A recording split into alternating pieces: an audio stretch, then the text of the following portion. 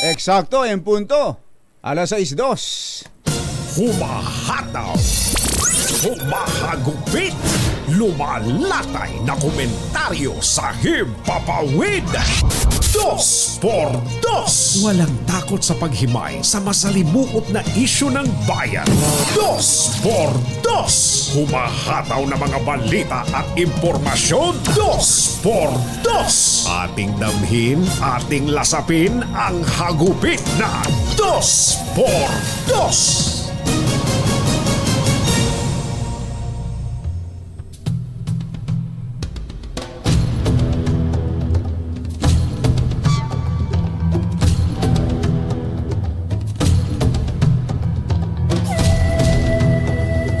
Nagbabala ang Defense Minister ng China na may limitasyon ang kanilang pagpipigil.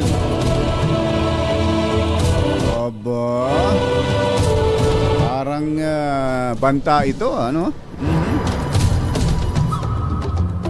Parang sinasabi ng isang nanay na isa pa. Ha? Isa na lang. Parang ganun ang dating, ano?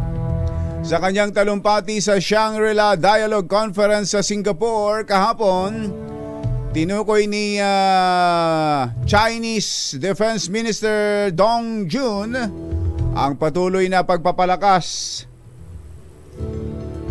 ng ugnayan sa depensa ng Pilipinas at mga kaalyadong bansa sa harap ng lumalakas na military at impluensya ng China sa West Philippine Sea. Iginit po ni Dong, napanatili ng China ang sufficient restraint sa harap ng mga paglabag sa kanilang karapatan at mga provocation. Ngunit ito'y may limitasyon.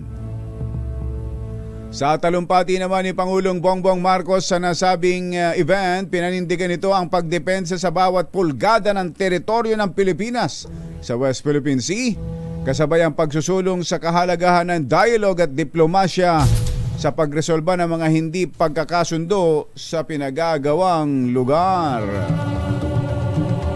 Isyu ng bayan. Dos. Pag maitim ang balak, magtago ka na. 2x2. Si Jerry at si Anthony, narito na. 2x2. Hahataw ng todo, urado ka. 2x2. Ang katotohanan, dala nila. 2x2. Walang sinasamba pali, maniwala ka. 2x2. Hataw ng gusto, tol, umasa ka. 2x2. 2x2. Maganda morning. Lamig din eh. Magandang umaga, bayan! Ito po si Jerry Baha. Humahabol si Anthony Taberna. Muli pong sumasa inyo ang 2x2 sa umagang ito ng Friday! Yuhuu! Kamusta kayo mga textmates, mga text partners, mga kapamilya, kapuso, kapatid, kabarkada, mga kapitbahay? How's your weekend? Nakapag-enjoy ba kahit na short lang? Nakapag-unwind? Ha? Kailangan yan, lalo ng mga masisipag na tatay, mga masisipag na nanay. Kahit weekend sandaling lalabas kasama ang pamilya. Sa mga malalapit lang na lugar na pasyalan o kaya ay sa beach. Napunta nga pala ako nitong weekend na ito, mother, dyan sa Morong, Bataan. Napakarami ring mga nagpupunta ron, ha. At sabi nga sa akin doon na nakita raw kayo doon minsan sa mga taga DCRX nakita raw doon. Nag-outing daw kayo doon May totoo ba? Kailan ba yung outing nyo doon? Bataan Loop? Ano yun, sa ride? Hindi. Ang daming si Greg yata nag-outing ba kayo minsan sa Morong, Bataan? Kasama ka ba ron? Hindi ka kasama? Hindi! Aba, si Mario Jose. Sino yung mga nakita nila doon? mga kumpanya, mga grupo-grupo, ilang bus. Sabi ko, iba pala ang Morong Bataan, ano. Mamaya may ibibida ako diyan sa inyo kung bakit ako napunta diyan sa lugar na yan.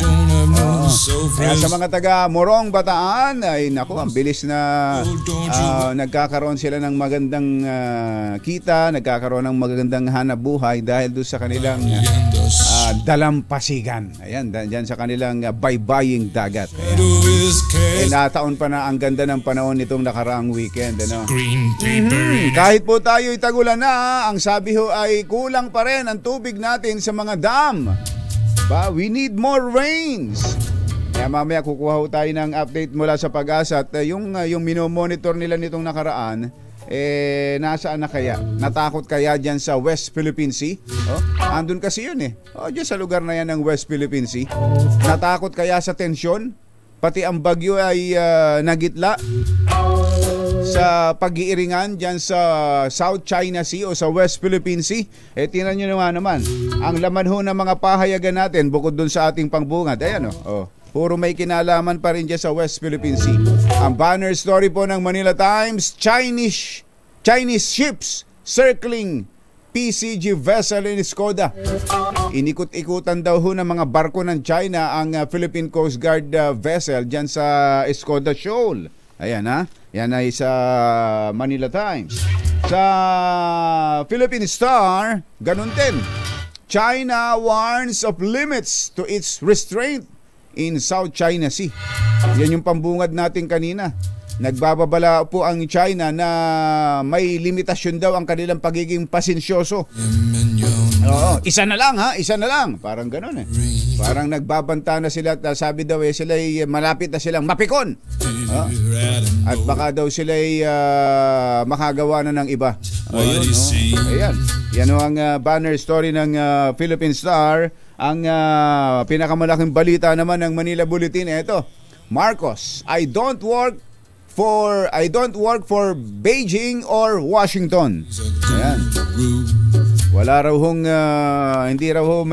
hong kinalaman ang Pangulo sa anumang bagay na may kinalaman sa China o sa Amerika. Ayan. Dahil doon sa sinasabing ito proxy war lang ng China at ng Amerika. Ito raw hong nangyayari diyan sa South China Sea. Ito pa isa, ang banner story naman ng pahayagang Philippine Daily Inquirer.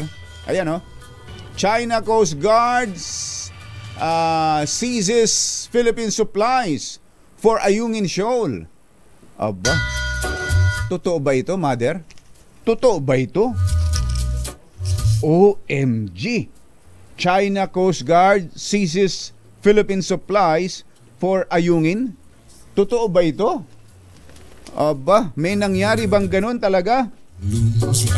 Sa report po na ito sa istorya po ito ng Philippine Daily Inquirer, meron daw hong pangyayari na nagpadala ng supply, yung di ba nito mga nakakaraan ang dinadalang supply doon nakabapor.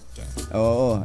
May pagkakataon daw nung May 19 ay nagpadala ang Philippine Navy ng mga supplies dun sa BRP Sierra Madre sa pamamagitan ng airdrop. Ayan, para wala nang problema sa habulan o harangan sa dagat, airdrop. Alam nyo ang ginawa. Nung ibinagsak daw ho yung mga supplies, unang nagpunta mga taga-tauhan ng Chinese Coast Guard. At pinagkukuha yung mga supplies, yung iba daw ay kinalat sa dagat para hindi mapakinabangan, samantalang yung iba ay tinangay nila. Siguro hindi naman kakasya dun sa kanilang mga rubber boats lahat. Yung mga kayang tangayin, tinangay, at yung iba ikinalat sa dagat. Nako, matindi na ho ito talaga. Kung totoong may ganitong pangyayari. Tapos meron na naman palang binombang isang supply din. Supply boat, resupply mission para sa mga sundalo natin dyan sa BRP Sierra Madre. Nako, talagang ito pa, baka magtampo ang mga taga Manila Standard. Ayan China warns South China Sea restraint has limits. Ayun, ganun din sa pambungad natin. yun daw kumpong kanilang pagiging pasensyoso ay may hangganan. Oo. Matindi ano. At ang banner story ng Philippine Tribune, China warns South China Sea patients wearing thin. Ayun, yun din. Oo. Yung kanila daw hong pagiging pasensya inauubos na. Yan po ang pinakamalaki at mukhang lalong tumitinding sitwasyon sa South China Sea. Samantalang dito sa atin, ang karaniwang huntahan pa rin ay kung saan nag-aral si Mayor Alice Guo. Yun pa rin ang usapan. Ano latest, Mother, kay Mayor? Magpapa-interview na ba sa 2x2? Ready na ba si Mayor? Magpa-interview sa 2x2? Si Mayor Alice. Abangan niyo at tinatrabaho po ng aming executive producer dito na si Mother, si Malu Cabral. Malay nyo. Baka sa mga susunod na araw mapapayag ni Malu at magsalita dito. Hindi lang sa Senado, hindi lang sa executive session na gaganapin sa Miyerkules, kundi dito mismo sa DZRH sa 2x2. Shero ng bayan, katunying, Oras po natin, Engineer Tony Nanggel. Saktong-sakto, 6:12. 6:12 ng umaga, ACS Balita. Susunod na. This time check is brought to you by ACS Manufacturing Corporation, ISO certified, maker of world-class quality. Pasan magsulok ng kapuluan, Luzon, Visayas hanggang Kamindanawan. Basta't may balita, ipagwagwagan ng sikat na tagapagbalita. ACS Balita, kasama ang 2x2 tandem Anthony Taberna at Jerry Baha. ACS Balita. Ang programang ito ay hatid sa inyo ng ACS Manufacturing Corporation, ISO certified, maker of world-class quality Pride detergent. Araw ng Lunes at 3 ng Hunyo 2024. June 3, 2024, narito na po ang ulo ng ating ACS Balita. LPG, walang magiging paggalaw ngayong buwan. Ang gasolina ay bababa, pero ang diesel at kerosene tataas. 2,000 trabaho alok ng mga Taiwanese company sa isang araw na job fair sa Isabela. Luzon grid balik na sa normal. Inflation inaasahang tataas sa ika-4 na sunod na buwan. Bangkay ng lalaki natagpuan sa footbridge sa Caloocan. 7 taong gulang na bata natagpo ang nakabigti sa nilalarong plastic straw sa Negros Oriental. Magandang umaga Luzon, Visayas, Mindanao. Good morning Philippines! Hello world! Kami po ang inyong mga tagapaghatid balita. Sa ngalan po ni Anthony Taberna, ako po Jessel Ricofoy. Ito po si Jerry Baha at ito ang ACS Balita. Bago sa detalye ng ating mga balita, update tayo mula sa Pag-asa. Si Miss Ana Cloren Horda nasa linya natin. Miss Ana, magandang morning! Good morning, Miss Ana. Magandang umaga rin po, Ka Jerry at Ma'am Giselle. Ito po update natin sa magiging lagay nating panahon ngayong araw na kung saan itong bahagi po ng Batanes at Babuyan Islands dahil sa frontal system ay makakaranas po ng makulimlim na panahon na kung saan may mga tsansa po ito ng mga kalat-kalat na mga pagulan, mga pagkidlat at pagkulog. Pero dito po sa atin sa Metro Manila, pati na rin po sa ibang bahagi pa ng ating bansa ay generally magiging maaliwalas pa rin yung ating panahon, lalo na po ngayong umaga hanggang tanghali. Pero pagsapit ng hapon at gabi, may mga panakanakang buhos na mga pag-ulan pa rin po tayong inaasahan dala nga po nitong mga localized thunderstorm. Sa kasalukuyan naman ho, wala ho tayo minomonitor na any low pressure area or bagyo na posible po maka-apekto sa ating bansa. Oo nga, mukhang clear ang paligid. Teka, pero parang may nakikita ako dun sa magawing dulong kaliwa. Ayun oh. May sa may tabi nung picture mo, Miss Ana. dito sa satellite. Ayan oh. Opo. Ano ba 'yon? Mapapalapit sa Para. Yes, so po yung nandun po ay yung nasa taas po natin no ay frontal system po. Sa taas. Yun po yung yun po yung inaasahan natin na ngayong araw sa may Batanes, Babuyan Islands lang po ito makaka-apekto, pero pababa po ito. So, posibleng buong Northern Luzon po sa mga susunod na araw yung maapektuhan. Pero itong nasa baba sa kaliwa, wala pa ito. Apo. Wala pa naman kulay po, lang yan, kulay lang. Opo. Wala pa naman po tayo minomonitor sa kasalukuyan. Yung akala ko kasi yan din yung minomonitor nyo last week na pwedeng maging bagyo. Pwedeng maging si Butchoy. Pwedeng maging si Butchoy. Yes, nawala na yon, wala na. Nawala na po at nung tumama po siya dyan sa may mainland China ay natunaw po siya doon. Ayun, ganun pala. Akala ko natakot dyan sa tension dyan sa South China Sea. Di ba? Magiging tensyonado ng sitwasyon eh. Hindi siya pumasok sa PAR. Hindi po siya pumasok sa PAR, natunaw po siya. So si Butchoy ay wala pa, hindi pa pinapanganak. Yes, wala pa po, hindi pa po pinapanganak. Okay. Pero dito sa Metro Manila at mga karating nating lugar, kasi kanina ni-report na ni Val Gonzales, yung dam daw natin, yung Angat Dam ay bumaba pa.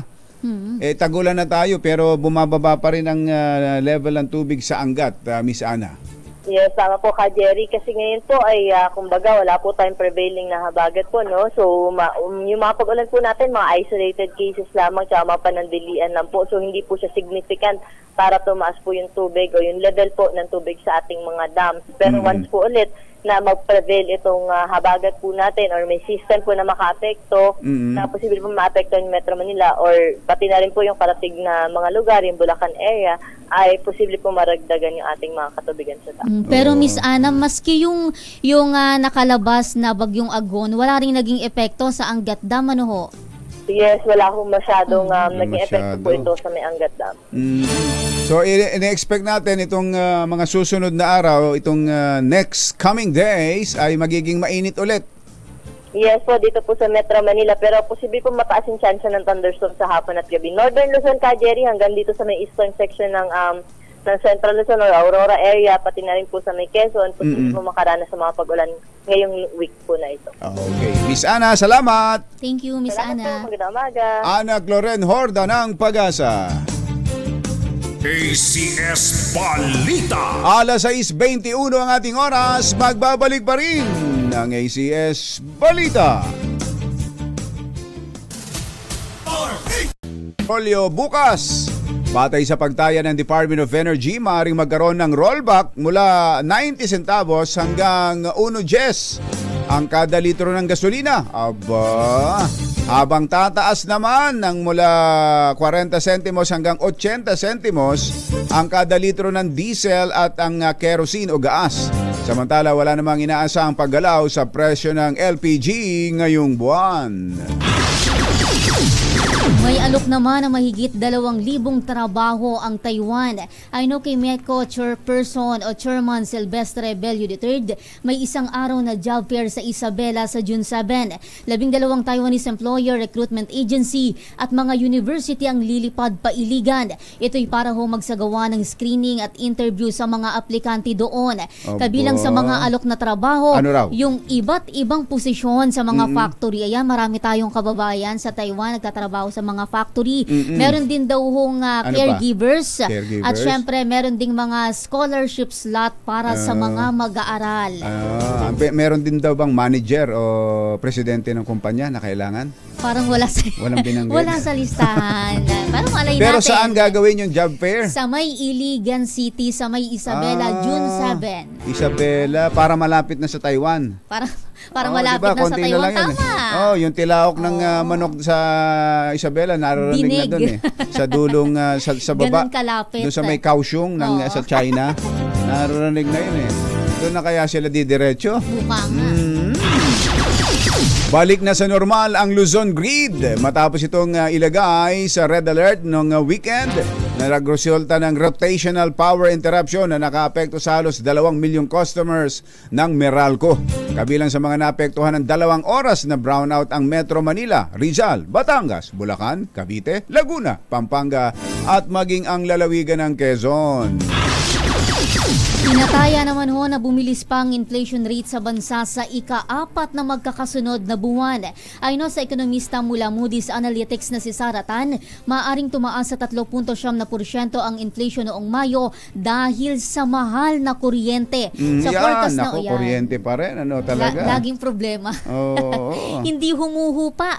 Sa forecast din ho ni Makoto Chosiya ng Oxford Economics, tumaas sa 4% ang inflation dahil din sa mataas na kuryente at mahinang piso kontra dolyar. Nakatakdahong ilabas ng Philippine Statistics Authority ang dato sa may inflation sa darating na Miyerkules. Yang mataas na inflation. Mataas na inflation. At gaya nga ng sinasabi natin, yung kuryente, yung unstable power supply, isa yan sa mga nagtataboy sa mga foreign investors. Tama yun. Hindi lang itong constitution natin. Pati ang unstable na, apakamahal pa. Dito, saan ka pa nakakita nun? Paano ka mamumuhunan dito sa Pilipinas kung ganyan ang sitwasyon? Alas 6:27 ang ating oras. Maupay nga aga, mga kasangkayan, mga kabugtuan, mata na kamo, gising na. Patay na ng matagpuan ng isang 7 taong gulang na batang babae na tila aksidenteng nasakal ang sarili gamit ang nilalarong plastic twine o straw sa Canlaon City, Negros Oriental. Naku po. Sa investigasyon, nagpaalam ang bata sa ina na maglalaro siya sa labas ng bahay. Sinasabing natapakan ng biktima ang isang bagay kaya inangat nito ang sarili upang mailusot ang kanyang ulo sa isang piraso ng plastik na nakasabit sa isang loop sa labas ng bahay bago ito nadulas.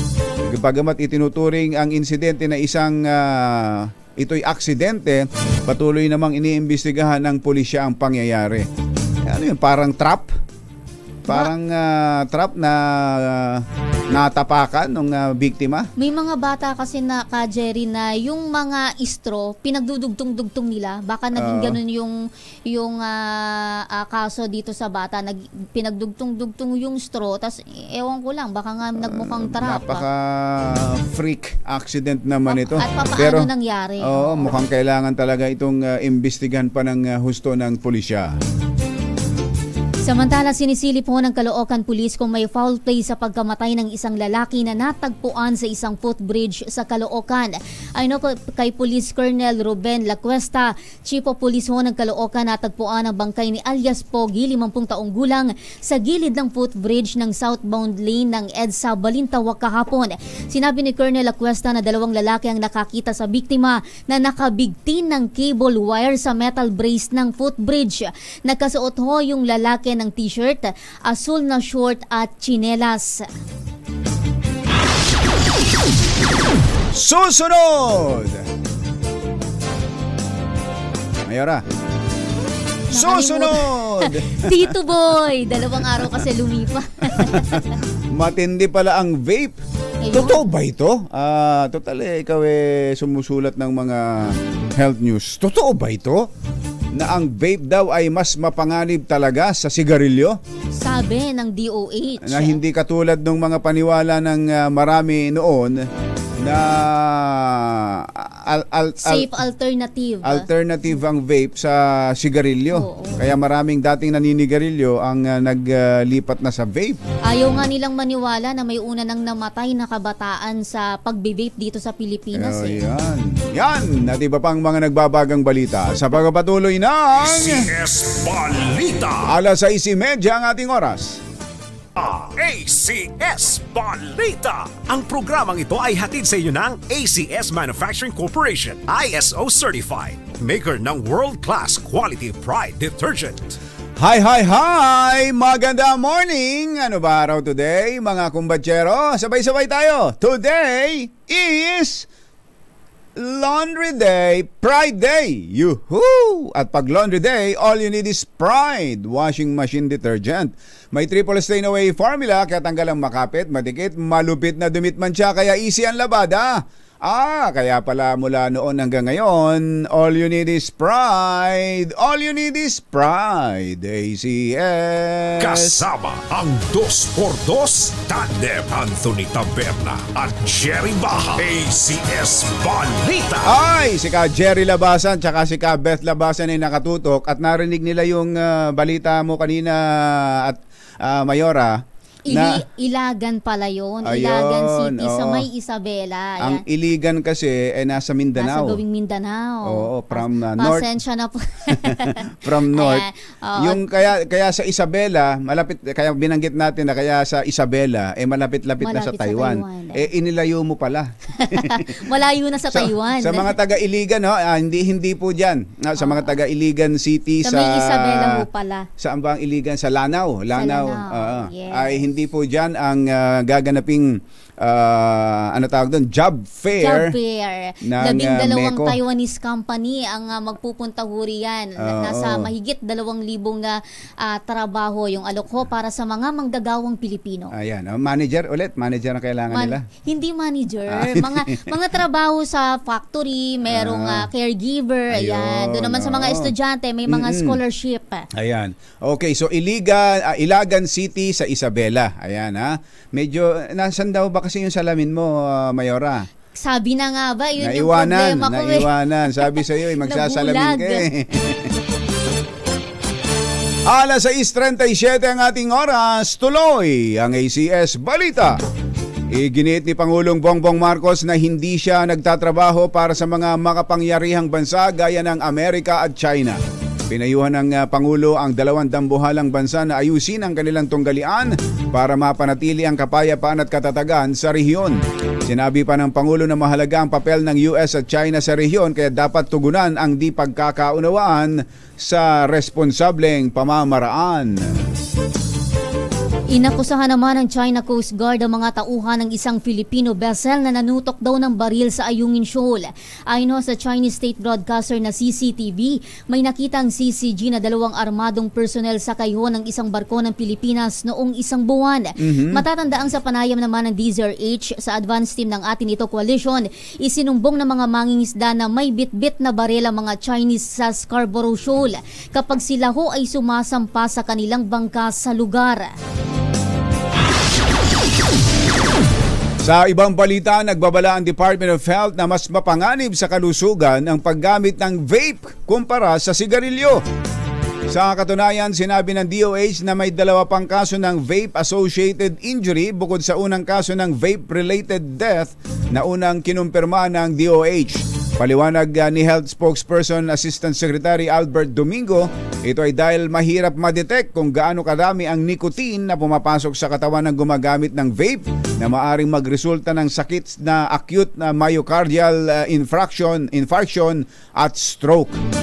Ayan, So vape, sabi ng DOH, mas mapanganib kaysa sa sigarilyo. Umarangkada na ho ang 2 araw na transport strike ng isang grupo ng jeepney drivers sa Iloilo City. Ayon kay Elmer Poro, regional leader ng grupo ng mga tsuper sa lungsod, ito ay bilang protesta pa rin sa modernization program ng nasyonal na pamahalaan. Inaasahang maaapektuhan ang transportasyon sa mga ruta ng grupong First Town Jeepney, kabilang ho ang mga bayan ng Leganes, Pavia at Oton. Alas 6:39 ang ating oras. Maayong aga mga pinalangga. Bugtaw na kamo, gising na. Diyan po sa Bacolod, nagbabala ang alkalde ng Bacolod City laban sa bagong COVID-19 variant na kumakalat sa kanilang lugar.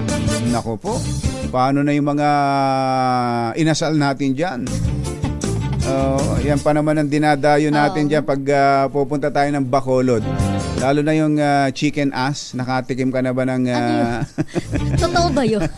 Chicken? Chicken ass. Chicken ass. Inasal. Dadayo ako sa Bacolod para matikman yan. Kakaiba iba talaga. Iba talaga yung inasal doon. Kasi marami ring inasal dito sa Metro Manila. Pero iba yung timpla. Iba talaga. Napaparami ako ng kain kapag napupunta ako dyan sa Bacolod Nagdodoble ang kanin. Nagbabala po ang alkalde ng Bacolod City laban sa bagong COVID-19 variant na kumakalat sa lugar. Tinukoy ni Mayor Albi Benitez ang datos mula sa City Health Office na nakapagtala na ng 5 bagong kaso ng COVID-19 sa lungsod mula lang nitong Mayo at 30. Samantala, epektibo na ho ang rebate o soli bayad para sa mga agri-tracker na daraan sa mga expressway. Saklaw ho ng rebate program ang NLEX, SLEX, MCX, SCTEX at Cavitex kung saan nasa 200 hanggang 300 ang makikinabang. Ayon kay SMC Chief Financial Officer Raul Romulo, naglalaro sa 2 piso hanggang 30 piso ang rebate depende sa klase ng sasakyan, habang 16 pesos hanggang 156 pesos naman sa MPTC operated expressway.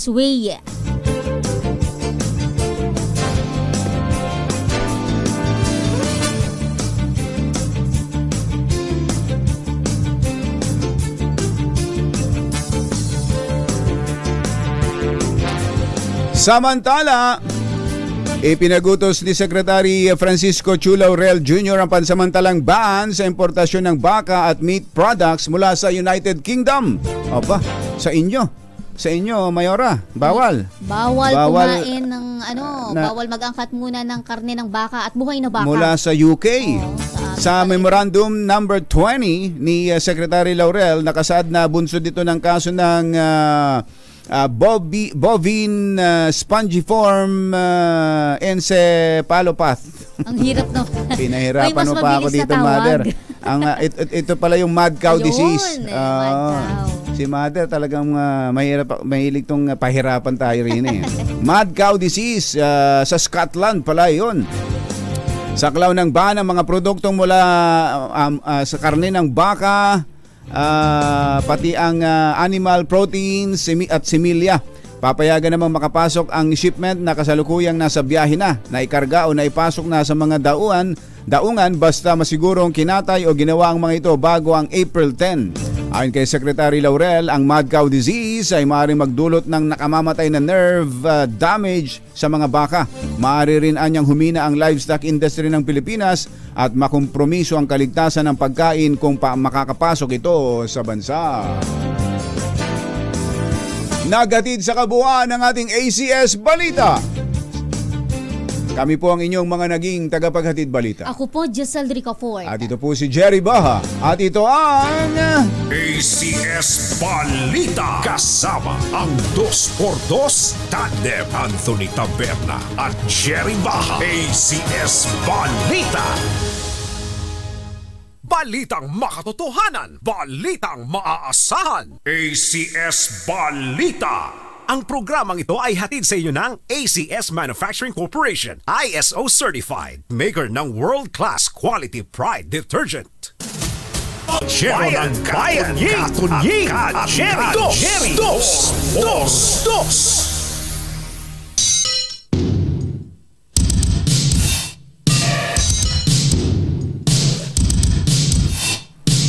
Ay! 12 minuto na lang, 12 minutes, Engineer Tony Nanggel before 7. Isa rin palang matinding pinag-uusapan ngayon habang nakabakasyon ang ating mga mambabata sa itong divorce bill. Aba. At ano ba ito, Mother? Tumataas ba? Tumataas ba ang mga gusto ng talaga? Dumadami ang may gusto na talaga ng divorce?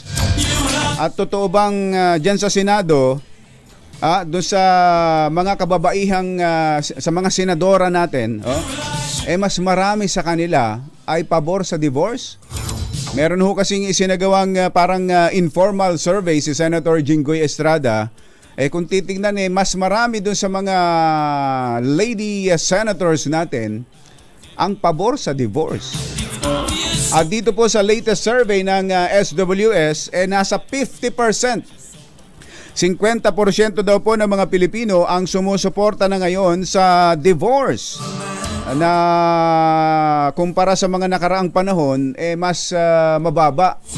Aba, ganun ba? Ganun na ba talagang 50%? No? Sa latest survey po ng SWS, isinagawa nitong inilabas itong May 31. 50% ng mga respondents ang nagsasabing sinusuportahan nila ang legalization ng divorce dito po sa Pilipinas.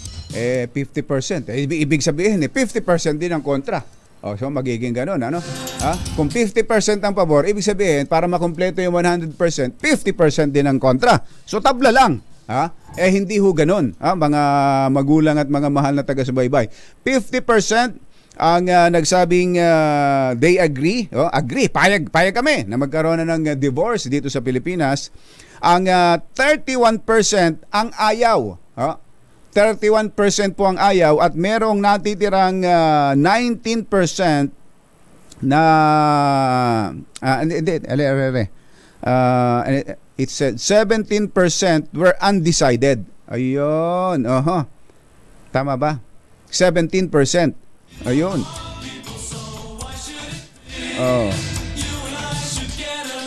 At sa survey pong ito, isinagawa nitong May, mga magulang at mga mahal na taga-subaybay. Ito raw isinagawa dahil daw sa irreconcilable differences. Yun daw nga mga hindi na magkasundong mga mag-asawa ay dapat daw talagang wag nang piliting pagsamahin. Ang survey pala noong ay isinagawa March 21 to 25. Ayun, Pero nitong mga nakaraang survey ng mga nakaraang panahon, hindi ho ganun kataas. Bumababa yung moderately, yung strong support, pero sa kabuuan, pag tinotal, tumataas ho, tumataas ang mga mas pumapabor ngayon sa divorce. Yung doon sa mga pumabor, doon sa 50%, 28% strongly agree. Ayan, 28% strongly agree, while 20% pwede. Yun ho ang sabi. Pwede nang nating payagan. Magkakaiba pa pala ng level ho yun. Meron yung diretsa ka agad na magkaroon na tayo ng divorce, pero meron namang mga nagsabi 22%. Doon sa 50% na yon na nagsabi pwede na nating ipatupad, pwede na tayong magkaroon talaga ng diborsyo sa Pilipinas. Yun po yung ayon sa survey. Tingnan ho natin, dahil yan ang kaagad natatalakayin ng Senado pagbalik ng kanilang sesyon, dahil sa lower house pasado na ho yan at 131 sa botong 131 kanilang naipasa yung divorce bill. At mga bagyero ng bayan, Katunying, Jerry Dos.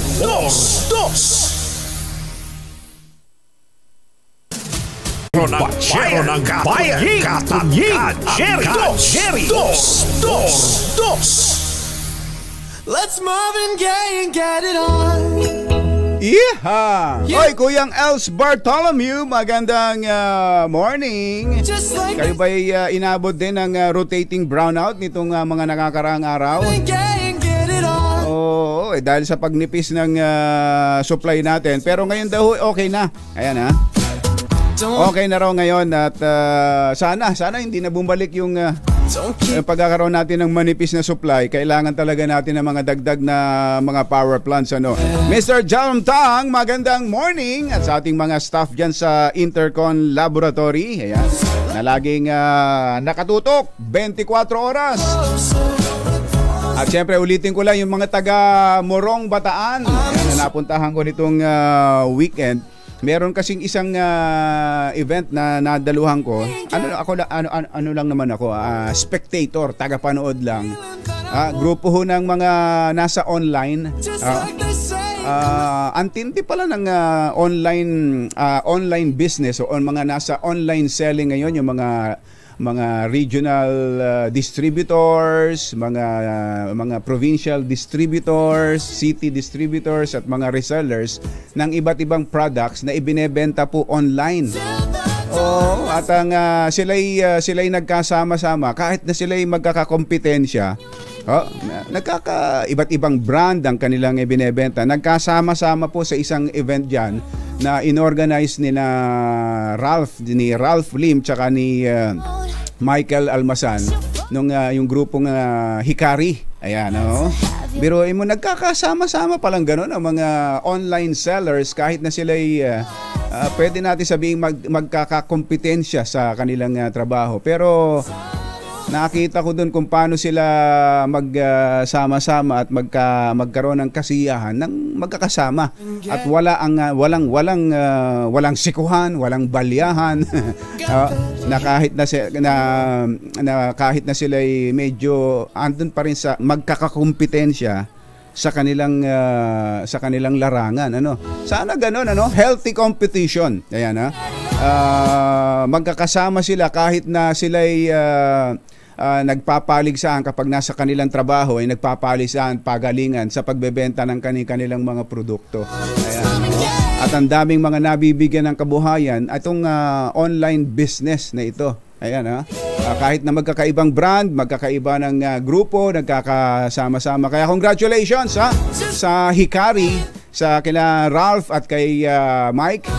Ang mga tawag ay mga Vavas. Ayan, congratulations sa napaka-successful event dyan sa Morong Bataan.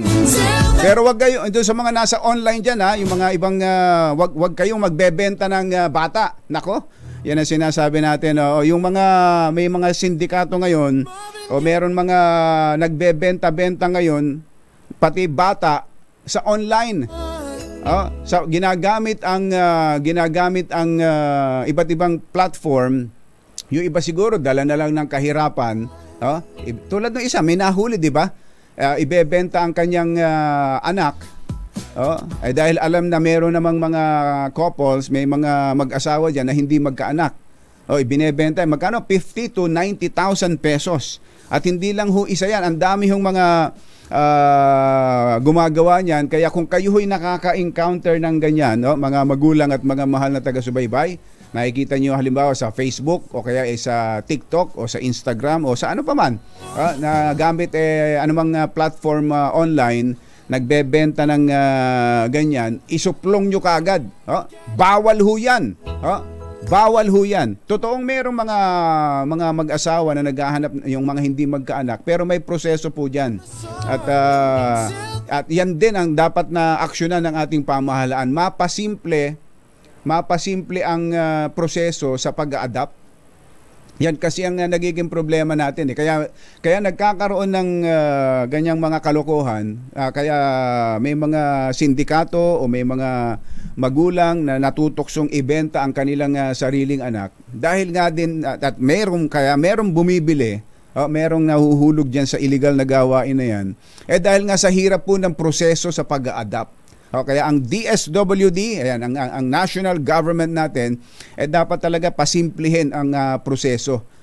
Para dun sa mga mag-asawang gustong mag-anak pero hindi magkaanak, ang dami naman diyang, meron namang mag-asawa dyan na anak ng anak pero hindi naman kayang buhayin, di ba? Kawawa rin yung bata So pagtagpuin natin, hindi ho sa ganitong pamamaraan, sa pamamagitan ng social media na magkakaroon ng bentahan.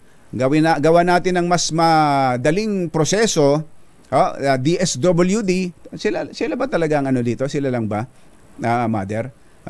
Sa mga ahensya ng pamahalaan natin, pasimplihin natin, ayusin ang sistema para mas maging madali ang proseso nang walang nahuhulog sa ganitong illegal na gawain. Doon naman sa mga magulang na sobra-sobra ang kanilang anak at alam nilang hindi nila kayang buhayin, meron silang mapupuntahan. Meron silang legal na mapupuntahan at sasabihin, hindi ho namin kayang buhayin na itong baby namin. Baka meron kayong alam dyan na naghahanap na matulungan at magkaroon ng magandang kinabukasan ang batang ito. Diba?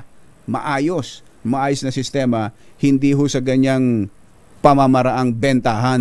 Masamang tao lang ang takot sa dalawang to. Kaya kung maitim ang balak, magtago ka na! Anthony Taberna, Jerry Baja. 2 por 2! 2 por 2!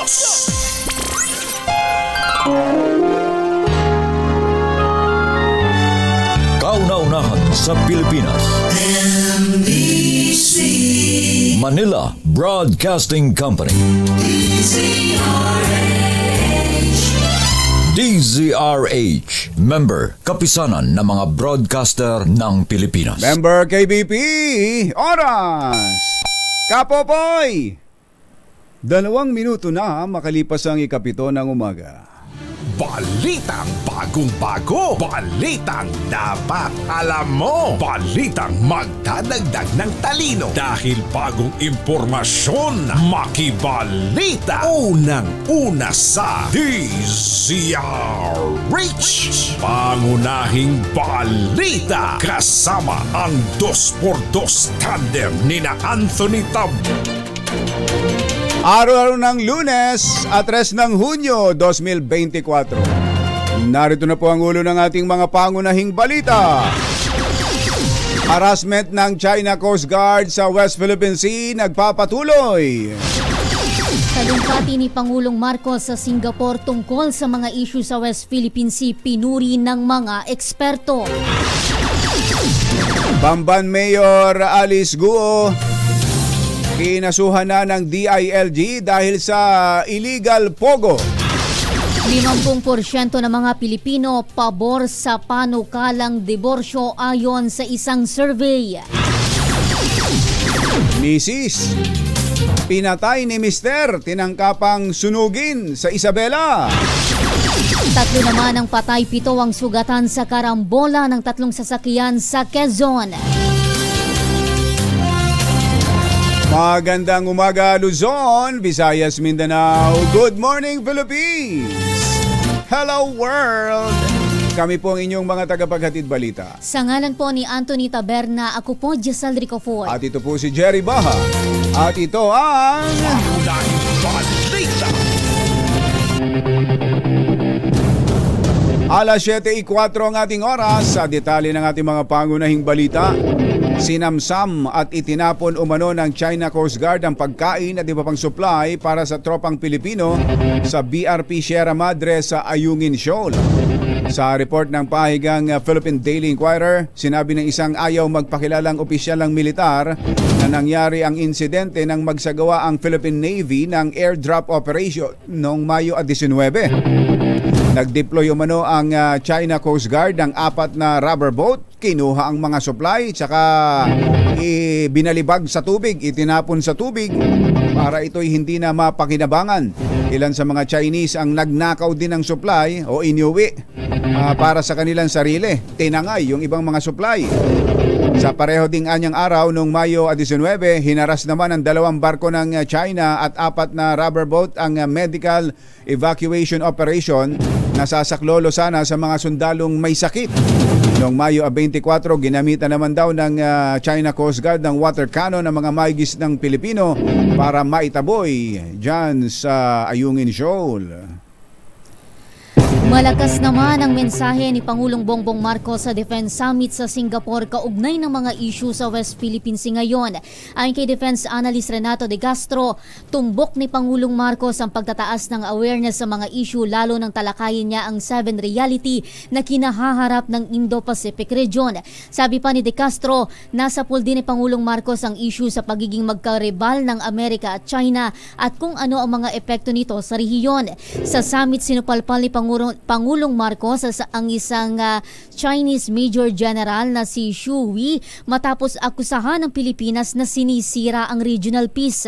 Sa pamamagitan umano ito ng pagpayag na manghimasok sa maritime dispute ang ibang nasyon at paglihis sa konsepto ng Asia o ASEAN centrality.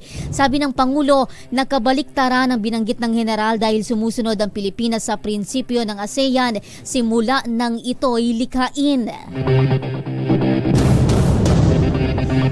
Alas 7 sa isang ating oras, kinasuhan na ng graph ng DILG si Bamban Mayor Alice Guo dahil sa pagkakasangkot sa pogo sa kanilang lugar. Ayon kay DILG Secretary Benhur Abalos, ang kaso ay isinampa nila sa Office of the Ombudsman noong Mayo 24. Nagugat ito sa pagbibigay ng permit sa Hongsheng Gaming Technology Incorporated. Bagamat hindi kumpleto ang isinumiting requirements ng kumpanya at expired ang lisensya mula sa PAGCOR. Naniniwala si DILG Secretary Abalos na ang kasong isinampa nila laban sa alkalde ay maaaring magdulot ng preventive suspension kay Mayor Guo na ang nationality ay kino-question at iniugnay pa sa mga operasyon ng Pogo sa Tarlac. 50% naman ng mga Pilipino ang pabor na gawing legal ang diborsyo sa Pilipinas. Sa survey ng social weather stations mula March 21 hanggang 25, 50% ang pabor sa panukala, 31% ang tutol habang 17% ang undecided. Gayunpaman sinabi ng SWS na 5% itong mababa kumpara sa 55% pabor noong Hunyo ng nakalipas na taon. Isang 52 anyos na misis ang pinatay ng sariling mister at itinago ang bangkay sa isang bakanteng bahay sa San Isidro sa Isabela. Ayon kay Police Major Grandur Tangonan, Chief of Police ng San Isidro, natuklasan lamang ng mga residente ang bangkay ni Emerita de Guzman dahil sa mabahong amoy na nagmula doon sa bakanting bahay. May hinala ang pulisya na 3 araw nang patay ang biktima bago natuklasan. Kusa namang sumuko ang suspect na si Rodolfo de Guzman, 61 anyos, na umaamin sa ginawa niyang krimen. Inamin din ng mister na tinangkapan niyang sunugin ang bangkay at katunayan ay nasunog na nga ang mukha ng misis. Ngunit hindi na nadamay ang iba pang bahagi ng katawan nito. Away pamilya ang sinasabing dahilan ni Rodolfo kaya niya nagawang patayin ang sariling asawa. 3 naman ang patay habang 7 ang sugatan sa karambola ng 3 sasakyan sa Chaong, Quezon. Kabilang sa mga namatay sina Guillermo Catamco Jr. at menor de edad na sina Angelo Palacio at Leo Montecalvo. Nangyari ang aksidente dakong alas 3:30 ng madaling araw sa Barangay Talisay. Lumabas sa investigasyon na nag-overtake ang isang Toyota van sa southbound ng Maharlika Highway dahilan upang bumangga ito sa isang expander at saka sumalpok sa isang bus. Susunod! Tito Boy. Paano kaya kung may sa gitna ng tensyon dyan sa West Philippine Sea, paano kung may mamatay na kababayan natin? Hindi papayag ang Pangulong Bongbong Marcos. Ano ang mangyayari? Yan. At sino itong male singer na tinawag daw na Day? Uy! Male singer tinawag na Day ng isang sikat na komedyante. Kaya kumalat daw ngayon ang bulong-bulungan na Totoo bading ba yun? siya? Baka naman expression lang nung tumawag. Pwede, diba? pwede. Mga gano'n na tao mga expression lang yun. Day. Hindi, sila rin mismo nakakaalam niyan. Tama ka meron doon. silang tinatawag na gaydar. Ayun, Gaydar. gaydar. Ang isang gay ay nakakaamoy at nalalaman daw niya. Kahit i-deny mo pa, alam niya alam ng isang gay kung ikaw ay isa ring gay. Si Tita Molly ang galing mang-amoy niya. Ayan, mamaya aalamin natin yan. At iba pang mga nagbabagang balita sa pagpapatuloy ng Pangunahing balita. alas 7:10 ang ating oras. Ang oras ay hatid sa inyo 15 ang ating oras. Tuloy ang mga pangunahing balita. Metro Manila ngayon.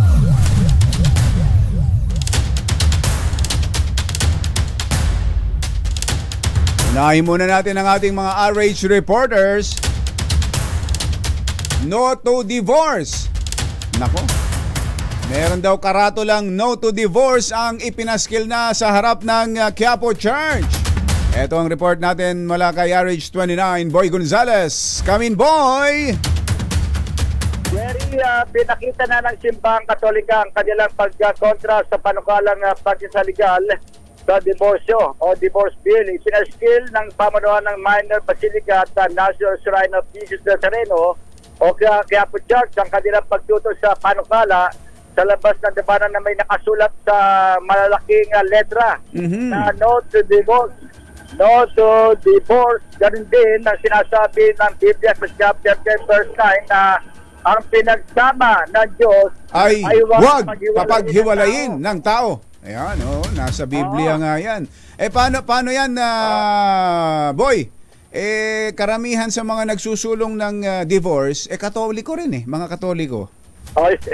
Ay, ibig sabihin, sinusuway nila yung nakasulat sa Biblia na utos ng Diyos.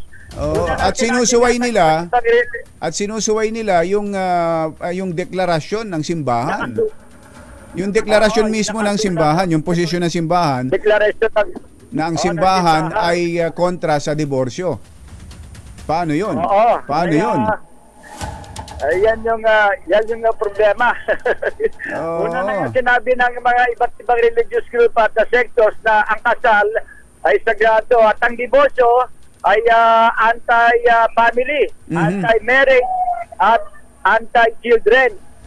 Bago kitang ang House Bill number 9349 o propose sa Absolute Divorce Act ay lumusot na sa ikatlong huling pagbasa ng Kamara.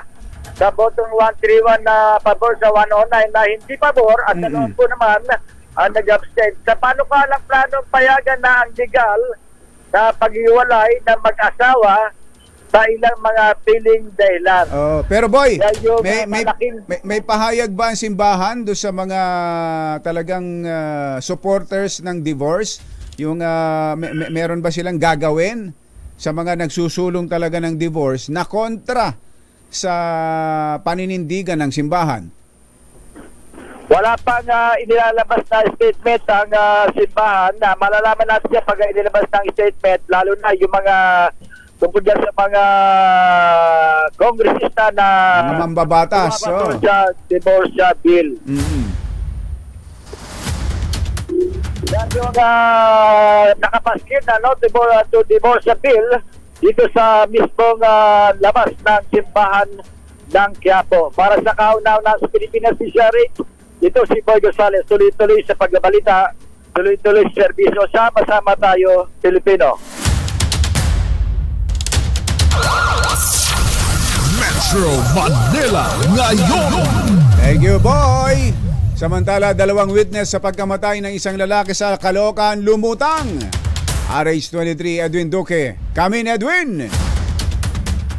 Tama ka, Jerry. Lumutang na kay Police Colonel Roden Lacuesta itong 2 witness sa pagkamatay ng isang di pa nakilalang lalaki sa Caloocan. Kung saan ay nagbigay ito ng pahayag kaugnay nga sa kanilang na-discovery ng bago at nang magpakamatay itong si alias Pogi. Ayon kay Alfredo Pangilinan, isang Jace Doctor, pawang mga palagoy-lagoy din ka Jerry, no? Na tambay din sa ilalim ng footbridge sa EDSA Caloocan. Nakita nila itong si alias Pogi ng umaga. Kahapon pa, no? Lagi umanong tuliro at stress hanggang sa umakyat ito sa footbridge kahapon. At itinali yung ganyang liig doon sa nakalaylay na kawad ng kewol. Nagbigti pala talaga. Nagbigti talaga. Oo, nakita na lamang nilang nangisay at mawalan ng buhay. Ang akala nila, nagpipiro lang dahil nasanayan na nila nakikita nga ganon. Itong witness na witness ay magkasama. Kasama nitong mga biktima na permanenting o parehas na no permanent address na sila yung mga nagsama-sama lang sa isang lugar. Mga batang kale, mga palaboy. Pero matatanda na to may 63, 65, may 55. Kaya hindi matawag na kaya hindi mo matawag na pala boy kasi hindi na boy. Matatanda na. Bakit si Boy Gonzales?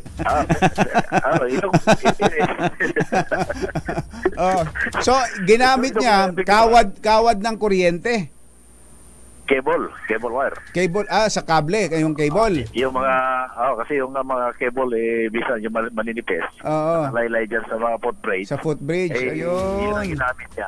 Ano pa may malalim na problema. Nakasuot itong po ng t-shirt at nakasul na asul na shirt at nakatsinelas lamang ito at nakita pa ito sa northbound sa mga ginantola. Nagdulot din ito na matinding trapiko nung makita nila dahil yung mga nakikipanood. Kaya ang panawagan ngayon ni Police Colonel Ruben Lacuesta na yung mga nawalan ng kaanak, baka meron mga hinahanap yung kanilang mga magulang o kaanak, ay maaari magtungo sa impila ng Caloocan Police at kilalanin yung biktima na baka saling ito yung kanilang hinahanap. Bali, ang ginawa ay pinulupot yung kable sa leeg niya tsaka tumalon sa footbridge. Ganun ba? Anong nangyari? Hindi may paliwanag kung tumalon dahil nakatali yung leeg eh. Oo. Maaaring medyo bumaba. Hindi, para kasi mabigti ka, kailangan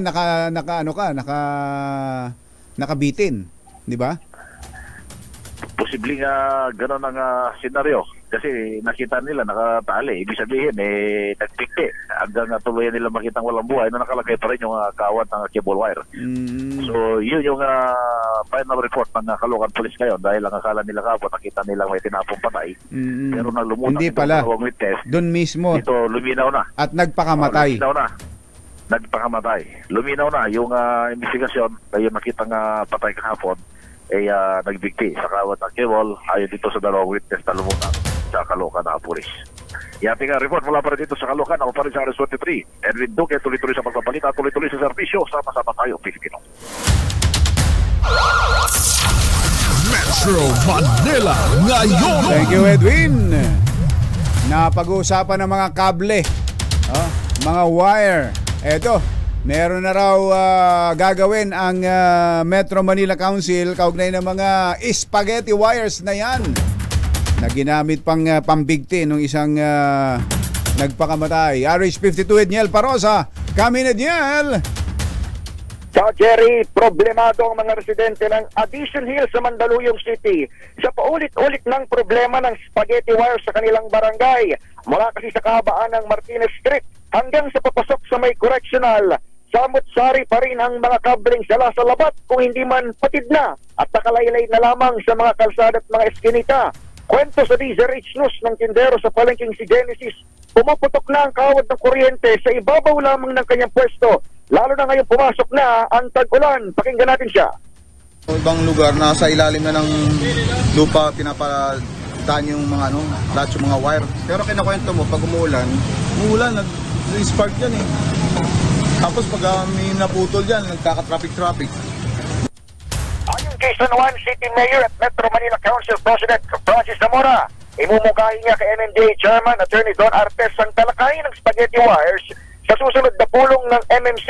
Target ng Metro Manila Council na gumawa ng mga regulasyon para sa nasabing problemang doble dagok ngayong rainy season. Ginawa ni Zamora pahayag matapos grabe ang panukalang batas bilang 10427 Anti-Dangling Wires Act of 2024. Alayong ayusin ang mga linya ng kuryente, kable at internet at bigyang pananagutan ang mga utility service provider. Dinaig pa yung Edniel. Dinaig pa yung spaghetti ang sauce ketchup na kinain ko kahapon. May mga ilang piraso ng hotdog at may keso. Diyan sa video mo, dinaig pa yung kinain ko spaghetti. Tama ka din, Jerry. Alam mo kapag summer season at pag-init, problema yung spaghetti wires na nagdudulot ng sunog. Kapag rainy season, problema rin yan dahil naging spark yung mga yan. At kapag humangin ng bagya dahil sa bagyo, nagdudulot naman ng traffic sa Metro Manila. Kaya talaga maayos yung mga yan. Paano daw aayusin? Ibabaw na ba sa lupa? Di ba merong ganong sa ibang mga bansa wala tayong makitang mga wire Nasa ilalim na ng lupa Yun nga yung mungkahi kanina ni Kuya Genesis at isa yan doon sa mga pag-aaralan. Paano nga naman naayusin? Lalo pat wala naman siguro tayong mga infrastructure na kaya pang maglagay ng underground cable. Pero abangan natin doon sa MMC meeting at maging doon sa panukalang batas sa Kamara. Panaginip pa lang natin yun, yung ganun. Thank you, Edniel. Baklasin yung mga hindi nagamit. Kasi mga hindi nagamit tama. Okay, thank you. Balik sa inyo, Jerry. Samantala, Metro Manila ngayon. Busway pa rin. Ako po, ang dami pa rin talagang matitigas ang ulo. Pati taga BJMP, huli. RH5, Val Gonzales. Come in, Val. Jerry, hindi talaga tumitigil. Itong mga pataway na patuloy pa rin dumadaan dito sa pinagbabawal na daanan ng ibang mga sasakyan maliban sa mga bus. Itong EDSA busways.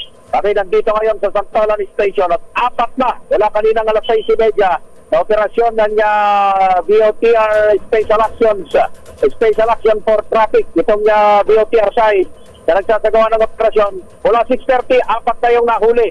Isa rito ay isang tauhan ng DJMP, isang personnel ng DJMP na taga Quezon City, saka talaga sa Taguig City. Ayun, ang kinakatiran nitong jail guard na ito, personnel ng DJMP, galing daw siya sa hospital, malilate na daw siya sa trabaho dahil nakatalaga siya sa Taguig City Jail.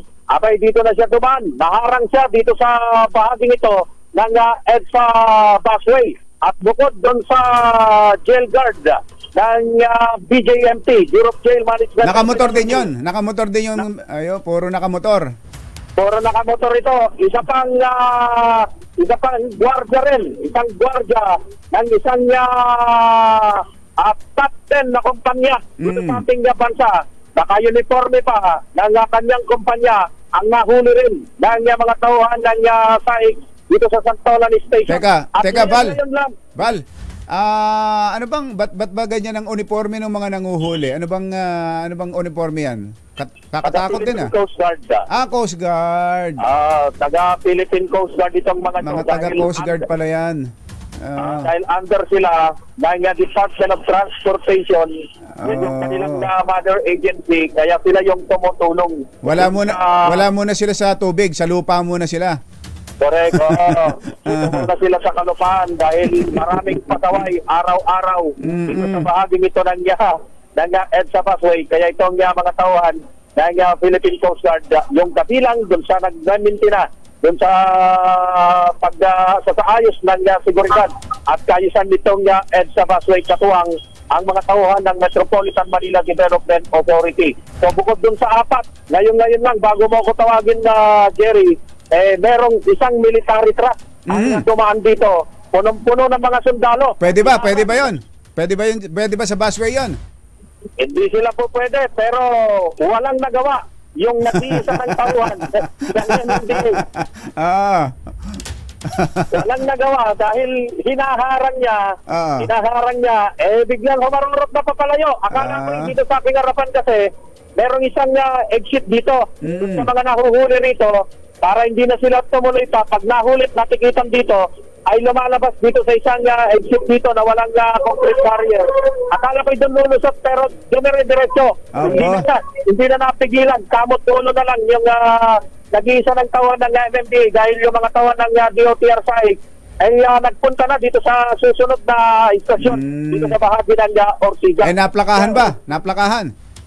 Hindi naplakahan Hindi naplakahan. Hindi rin natitikan dahil nangyari ito ilang minuto pa lamang nakalilipas. Pero niradyohan na ng tauhan ng MMDA yung kanilang mga kasamahan na nandyan sa bahagi ng Ortigas at kapag hindi lumabas doon sa mga exit dito sa may bahagi ng BB Sullivan, yung tauhan o yung military truck na punong-puno ng mga sundalo, mahuhuli doon sa susunod na bus station dito sa Ortigas, sa bus station ng EDSA Bus Carousel. Diyan pa rin ang pinakauring sitwasyon.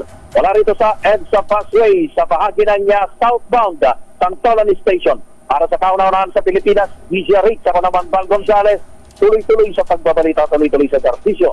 Sama-sama tayo, Pilipino. Thank you, Val. Thank you, RH Reporters. Metro Manila ngayon. Mayora, bumati ka muna bago tayo mag-commercial. Ito, may salamin na ho si Mayora.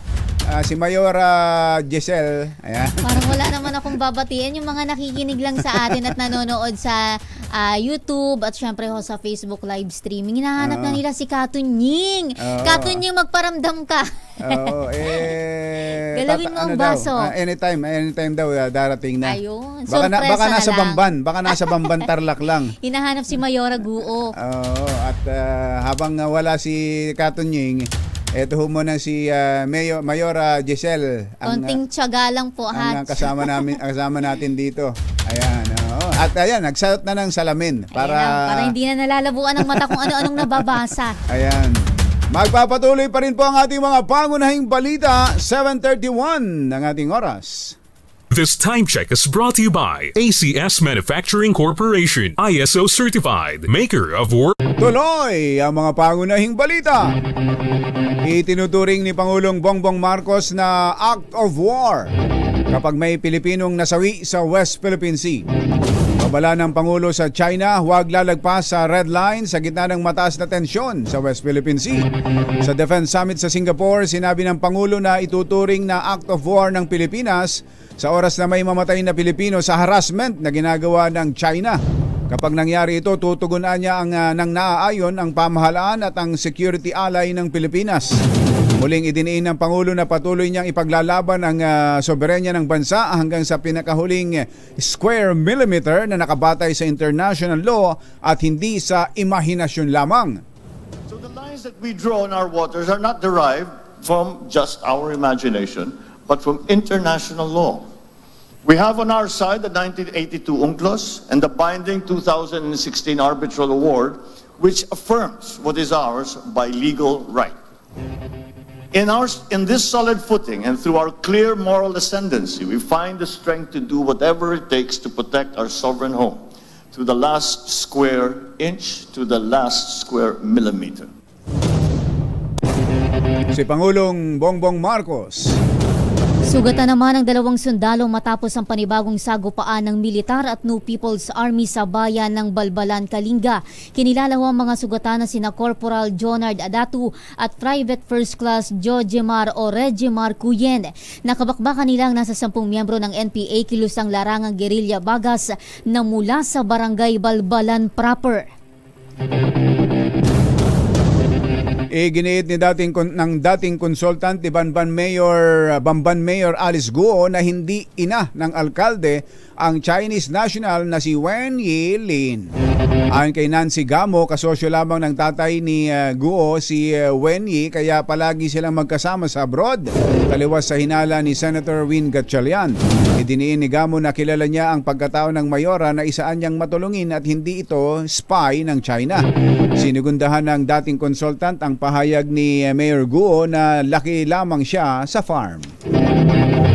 Target naman ng gobyerno na mag-angkat ng 5,000 baka upang mapalakas ang produksyon ng gatas. Ayon kay National Dairy Authority Administrator Gabino Alfredo Benitez, sa pamamagitan nito ay posible na makapag-produce ng 80 milyong litro ng gatas sa taong 2028. Gayunpaman, kakailanganin daw ng gobyerno ng 1 bilyong pisong pondo para rito. Alas 7:39 ang ating oras. Parang het, mamigay muna tayo ng pera.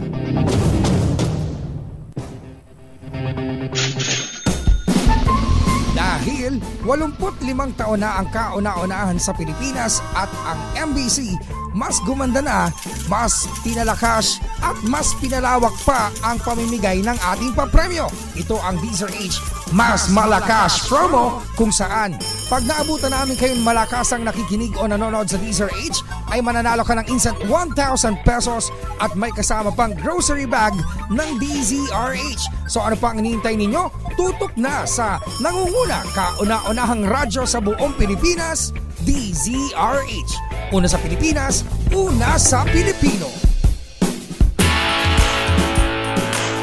Ito na ang paldo. Ang ating malakas agent export for Mayora. Namumudmud na ng salapi kay aga-aga. Galing ba sa puguan yan? Ayun. Ayan ha. Laki din ba sa farm itong si Agent Export for Sherwin Alfaro. Kami, Sherwin! Ako, galing ako sa airport. Kaya... Sa airport? Direkta from airport. Ito, diretso tayo dito sa Port Estate. Dito yan sa... Bakit? Ba't galing ka ng airport? Barangay... Saan ka galing? Saan ka galing? Galing airport lang. Akala ko naman kadarating lang from... kalalapag lang ng kanyang flight. Yung pala, napadaan lang ng airport. Dumaan lang. Nakaabot pa. Dito sa Port Estate Compound sa Barangay San Antonio, Parañaque, talaga namang abot-abot. Abot-abot ang pakikinig ng radyo patakin mo ang radyo nasa hagdanan. Aba. Alam mo, itong pinakagalang radyo, nakarating daw to ng Panagbenga Festival ng Baguio. Ay pasyal to habang nakikinig sila ng radyo. Transistor radio, di baterya. Hanggang sa Batangas at kahit ka daw nasa bus, bukas-bukas tong transistor radio ni Tatay. Pangalan niyo po? Tony Villafranca. Si Tatay Tony. Tatay Tony, palagi daw kayo nakikinig sa Disar. Oo. Jerry. Yan, sa'yo. Si Tanyeng. No. Hanggang ano oras kayo nakikinig? Hanggang atas yung panyeras. Aba, tignan mo nga naman, Ang gabi. Simula alas 3. Simula alas 3 na madaling araw hanggang lunas sa gabi. Diretso yun. Ano ba trabaho ni ni Kuya? Wala nang trabaho. Na-stroke tama ko yung na-stroke. Na-stroke. Ayun kaliwang katawan ang na-stroke pero ngayon po medyo okay na kayo. Ay, hindi pa rin. Hindi pa rin. May mga... Parang malakas na. Parang malakas Oo. Parang walang iniinda Batanggenyo to Batanggenyo. Oo. Nasugbo. Sa Nasugbo. Pati yung mga kapitbahay, mga kaibay, kamag-anak ko sa Nasugbo. Binabati yung mga kamag-anak ko sa Nasugbo. Kumusta kayo? Yun lang. Yun, thank you. Tony Villafranca. Si Tony Villafranca. Ayan, Kung makinig sa DCRH at tanong, sino paborito mong announcer? Jerry ba? Anthony Taberna. Jerry ba? Anthony Taberna. 2 meron kang 1,000 pesos. Salamat. At meron ka pang pampapogi. Ito, pampapogi. Tatay. Yan ang matindi dyan. Oo. Salamat. At meron ka pang grocery bag mula sa DCRH. Salamat. Nako, Anthony, Jerry, kanina, nung mga nakarang araw pa raw, iniisip ni Tatay, kailan daw magagawin dito sa Parañaque itong DCRH malakas. Anong masasabi mo ngayon? Nandito na, salamat. Ano nga naman, dito na Salamat. Diba? Ito sabi ko, bakit Jerry ba ito? Kasi, si Anthony, si Sherwin. Pagkakita niya sa akin na Jerry, sinakala ko.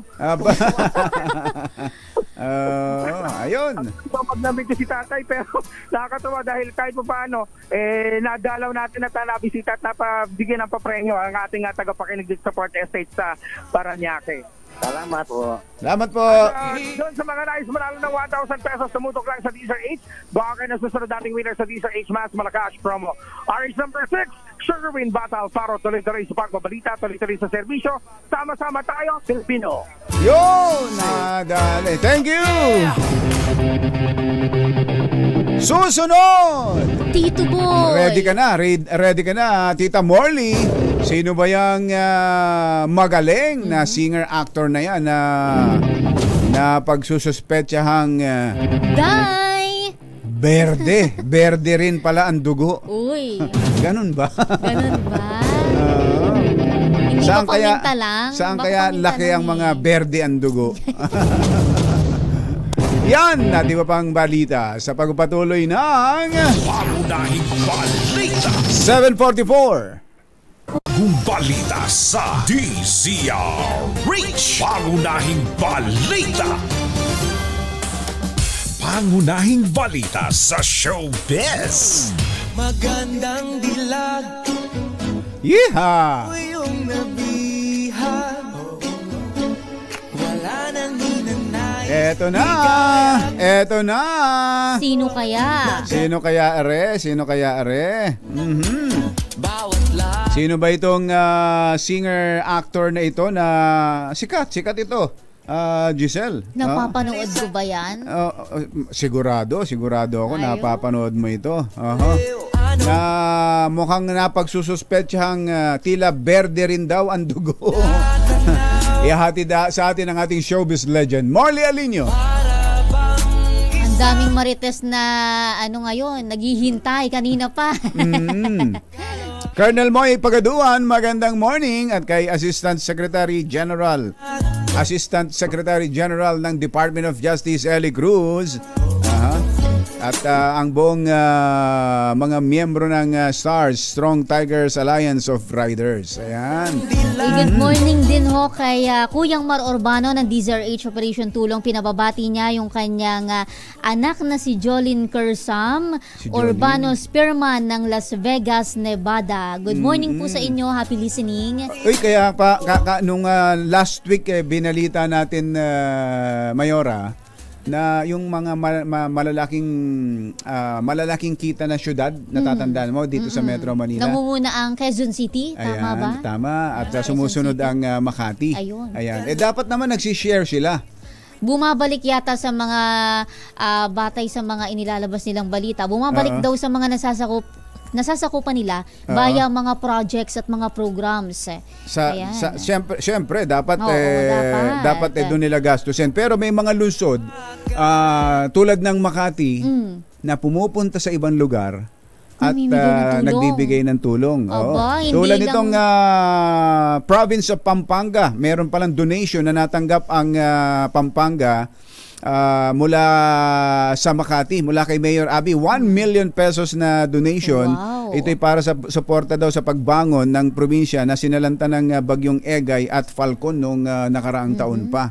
Ang daming pumupuri kay Mayora Abby sa totoo lang dahil ang gaganda ng mga programa niya sa kanyang mga nasasakupan. Tas pati pala ngayon, ibang lugar kanya na rin natutulungan, hindi ba? Yun ang maganda sa mga cities dito sa Metro Manila na malaki ang income. Yung iba nga dyan, nag-a-adapt sila eh. Nag-a-adapt yung isang city, mag-a-adapt ng another city mula sa probinsya o mag-a-adapt ng another town. Na magiging benepisyaryo. Nasusuportahan nila. Ganon sana, no?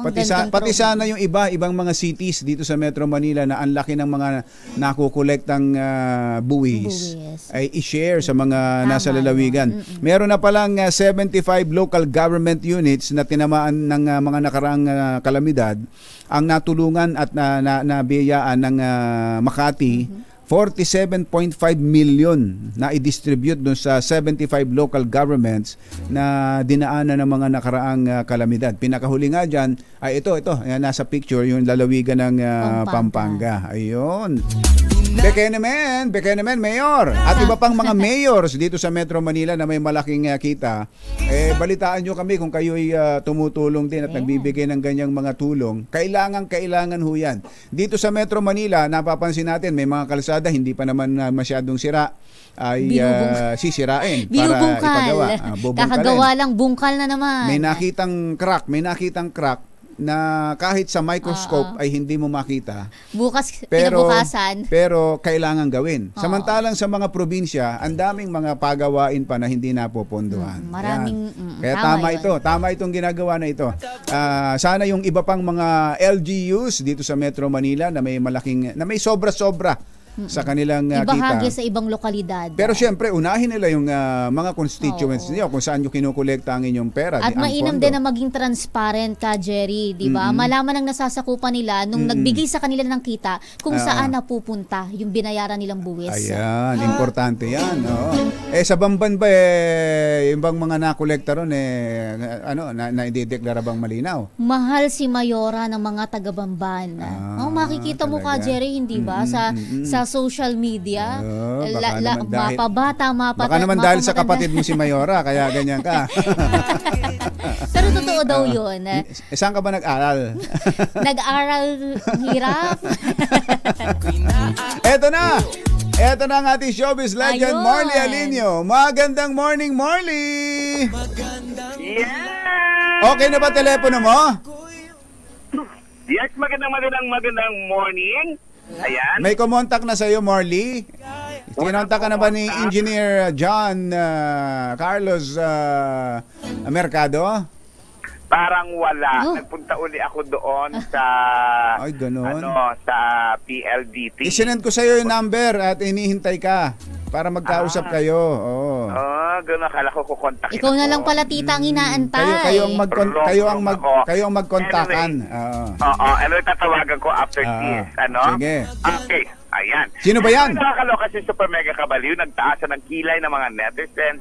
Plus, idagdag na natin ang mga nagmamalditang mga bashers na kung saan ay naloka sila nang tawagin tong si Vice Ganda na Thank you, Day. Sabi niya kay Darren Espanto. Abay, bakit mo tatawagin Day? Diba? Teka muna. Diba? Parang napateka muna. Pero, ito yung nangyari sa Araneta Coliseum para sa D10 na concert nga nitong si Darren Espanto kasama ang mga ABS-CBN talent. Well, nagtaas ba ng kilay ang maraming tao, pero normally, kung walang mali siya ang iyong kaisipan kaugnay sa pagtawag ng Day kay Darren, ay normal lang iyan sa showbiz. Ito nga si Annabel Rama, kung tawagin pati ang mga lalaki, Day, Inday, diretsong ganun. Kumbaga, normal na kasi sa showbiz yung tawagin ang lalaki na Inday at instead of Indoy. Kung si Annabel Rama yun, pero si Vice Ganda, hindi naman madalas nating maringgan si Vice ng Day. Expression niya ba yon, tita? Hindi naman. Hindi naman. Ayun. Kaya nga, yun nga ang pinagtataka ng mga tao ngayon, ng mga netizens. Bakit niya tinawag na Day? Ito ba ay pagkakamali? Ito ba ay sinadya niya?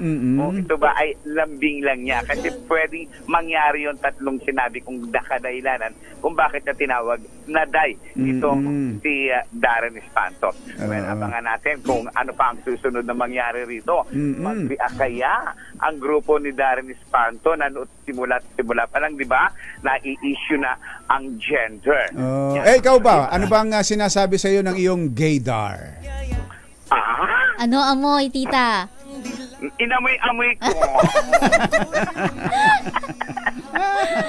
Sabi ko pa naman kay Ka Jerry kanina, magaling kang mang-amoy, Tita Morley. Oo, amoy na amoy ko, pero hindi ko pwedeng sabihin ang inamoy ko. It's too personal. Yung ating DCRH Showbiz Status News. Ito po ang inyong RH47. Morley Alinio, tuloy-tuloy sa pagbabalita, tuloy-tuloy sa serbisyo. Sama-sama tayo Pilipino. Babu! Babu! Pangunahing balita sa sports. Sumikwat ang national athlete na si Patrick Brenco ng pilak na medalya sa 2024 Asian Cycling Confederation BMX Championship sa Thailand. Nagtapos ho si Ku sa likod ni BMX ace Comet Sukpraset ng Thailand na nagbulsa ng ginto sa ikatlong magkakasunod na pagkakataon. Pangunahing balita sa kalusugan. Magugulat ka ba kung ang microplastics na pumapasok sa katawan mo mula sa mga bottled water at iba pa yung maabot pala hanggang testicle? Hindi nga. True ba yun? Sa pag-aaral daw po na nailathala sa Toxicological Sciences, lumilitaw na delikado ito sa parehong sperm quality at fertility ng lalaki at nakapagpapatas ng tsansang madali ng heart attack o stroke. Ayon sa co-author na si Matthew Campen, triple ang dami ng microplastics sa human testicles kumpara sa aso. Karamihan daw po sa plastics sa testicles ay gawa sa polyethylene na karaniwang matatagpuan sa mga bag at packaging. Meron ding polyvinyl chloride na matatagpuan naman sa construction materials gaya ng mga PVC pipes na isang carcinogen of substance na nakapagpapataas ng risk sa cancer. Inihayag naman ng North Korea na ititigil na nito ang pagpapadala ng mga lobo na puno ng basura sa South Korea. Ito ay matapos ang panibagong daang-daang airborne waste delivery na ipinadala nila nitong weekend. Ayon sa Vice Defense Minister ng North Korea na si Kim Kang-lee, isang responsive act lamang ito sa ilang taon na rin na pagpapadala ng South Korea ng mga lobo na may lamang anti-North leaflet. Nais lamang umano nilang iparana sa South Korean kung gaano ito karumi sa pakiramdam at kung gaano din ito kahirap linisin. Sa kabila nito, nagbabala naman ng South Korea na magsasagawa sila ng unendurable measure laban sa North Korea. Gaganti raw sila bilang resback sa ginawa sa kanila ng NOCOR. Batuhan ng batuhan ng basura. May dumi ba ng tao na laman? Dumi daw ng hayop. Hayop. Talaga. Naghatid po ng kabuuan ng ating mga pangunahing balita. Ito po si Jerry Bah. Sa ngalan po ni Anthony Taberna, ako po Giselle Ricafort. Jerry Bah at Anthony Taberna sa Dos por 2 sa DZRH. Ay, clear skies tayo. Wala tayong sama ng panahon. Maski sa paligid ng park. Kaya tamang-tama ito. Pag may mga kailangan na ipaayos sa ating mga bahay tulad ng bubong. Buti na lang may bubong na maasahan. Gawa sa state-of-the-art technology, may aluminum na, may pintura pa. Now available na rin sa pre-painted tile span. Yan ha, para sa eleganteng bubong na matibay na makulay pa. Mag Cherry Loom, pre-painted ka na. At nandito na ang all-new Cherry Tiggo 5X Pro Hybrid, ang pinakabagong hybrid vehicle na makakasama mo sa pang-araw-araw na biyahe ng barkada o ng pamilya. Fuel efficient at siksik sa features na swak sa katulad mong naghanap ng sasakyang pangmalakasan ng dating. Safe at panalo sa advanced functionality. Meron po itong 1.5 liter turbocharged engine, 48-volt hybrid system na nagpapababa ng fuel consumption. O di ba?